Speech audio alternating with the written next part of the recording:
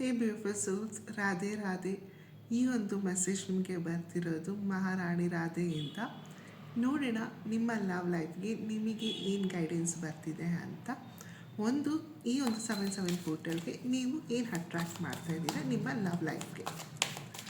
So ಇದು collective reading ಆಗಿರೋದ್ರಿಂದಾಗಿ take our resonance. But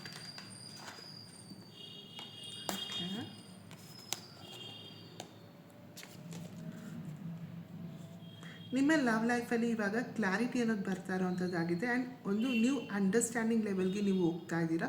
ಒಂದು ಕನ್ಫ್ಯೂಷನ್ಸ್ ಅನ್ನೋದು ಇತ್ತು ಅನಿಸುತ್ತೆ, ಬಟ್ ಇವಾಗ ಆ ಒಂದು ಕನ್ಫ್ಯೂಷನ್ಸ್ ದೂರ ಆಗಿ ಕ್ಲಾರಿಟಿ ಅನ್ನೋದು ಬರ್ತಾ ಇದೆ. ಪ್ರೀತಿಲಿ ನೀವೇ ಬೇಕಾ ಅವರೇ ಬೇಕಾ ಅನ್ನೋದು ಕ್ಲಾರಿಟಿ ಆದರೆ ನಿಮ್ಮಿಬ್ಬರ ಮಧ್ಯೆ ಇದ್ದಂಥ ಮಿಸ್ಅಂಡರ್ಸ್ಟ್ಯಾಂಡಿಂಗ್ಸಿಂದ ದೂರ ಆಗಿ ಒಂದು ಅಂಡರ್ಸ್ಟ್ಯಾಂಡಿಂಗ್ ಲೆವೆಲ್ಗೆ ಒಂದು ಆಗ್ತಿರೋವಂಥದ್ದಾಗಿದೆ. ಒಂದು ಸ್ಟ್ರಾಂಗ್ ಮೆಚುರಿಟಿ ಅಂತ ಕೂಡ ನನಗೆ ಇಲ್ಲಿ ಬರ್ತಿರೋಂಥ ಒಂದು ವೈಬ್ಸ್ ಆಗಿದೆ. ಇಬ್ಬರನ್ನ ಪರಿಸ್ಥಿತಿನ ಅರ್ಥ ಮಾಡಿಕೊಂಡು ನೀವು ಒಂದಾಗ್ತಿರೋಂಥ ಟೈಮ್ ಆಗಿದೆ.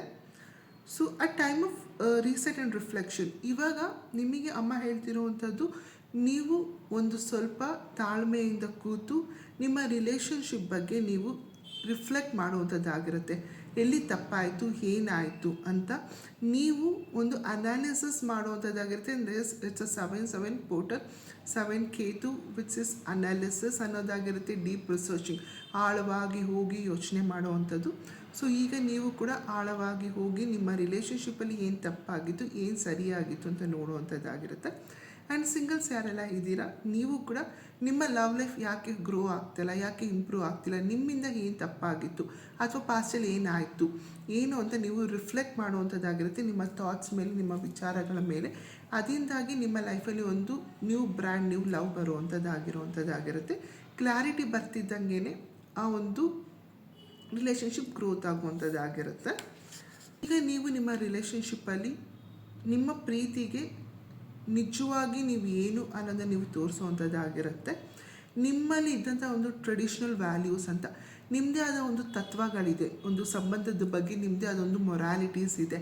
ಅದನ್ನು ನೀವು ಫಾಲೋ ಮಾಡ್ತಾ ಇರಲಿಲ್ಲ. ಬಟ್ ಇವಾಗ ನೀವು ಆ ಸಂಬಂಧದಲ್ಲಿ ನಿಮಗೆ ನೀವು ನಿಜವಾಗಿದ್ದು ನಿಮ್ಮ ಮೊರಾಲಿಟೀಸ್, ನಿಮ್ಮ ತತ್ವಗೆ ನೀವು ಬೆಲೆ ಕೊಡ್ತಾ ರಿಲೇಷನ್ಶಿಪ್ಪಲ್ಲಿ ಹೇಗೆ ಗ್ರೋ ಆಗಬೇಕು ಅಂತ ಒಂದು ಸ್ಪಿರಿಚುವಲ್ ಗೈಡೆನ್ಸ್ ಅಂತ ಅಂದಾಗ ನಿಮ್ಮ ಅಂತರಾಳದಿಂದ ನಿಮ್ಮ ಒಂದು ಮನಸ್ಸು ಹೇಗೆ ಹೇಳ್ತಿದೆ ಅದನ್ನು ಫಾಲೋ ಮಾಡೋದು ಹೇಗೆ ಅಂತ ಬೇರೆಯವರಿಂದ ಗೈಡೆನ್ಸ್ ತೊಗೊಳ್ಳೋವಂಥದ್ದಾಗಿರುತ್ತೆ, ಅಥವಾ ನಿಮ್ಮ ಮನಸ್ಸು ಮಾತನ್ನ ಕೇಳಿ ನೀವು ಫಾಲೋ ಮಾಡುವಂಥದ್ದಾಗಿರುತ್ತೆ.